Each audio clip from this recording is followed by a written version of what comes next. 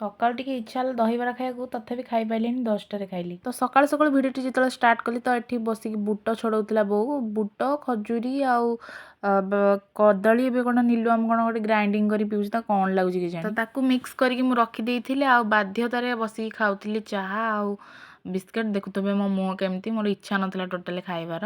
ତ ତାପରେ ଯାଇକି ଟ୍ୟୁସନ୍ ପାଇଁ ବସି ପଡ଼ିଥିଲି। ଆଉ ଟ୍ୟୁସନ୍ ସରିଲା ପରେ ଏଇଟା ଜଣେ ଦିଦି ଦେଇଥିଲେ ତ ସେ ତାଙ୍କ ନାଁ ମନା କରିଥିଲେ କହିବା ପାଇଁ, ତ ମୁଁ ସସ୍ପେନ୍ସ ହିଁ ତାପରେ ସନ୍ଧ୍ୟାବେଳେ ପଳେଇ ଆସିଲି। ଏଇଠି ଗୋଟେ ପଟାଟୋ ଯେଉଁ କୋରିଆନ୍ ପଟାଟୋ ଟ୍ରେଣ୍ଡିଙ୍ଗରେ ଚାଲିଛି ତ ତାକୁ କରିବାକୁ। ତ ମୁଁ ଜାଣିନି ଘରେ କ'ଣ ଅଛି କ'ଣ ନାହିଁ, ତ ତଥାପି ବାହାରି ପଡ଼ିଲି ଟ୍ରାଏ କରିବାକୁ।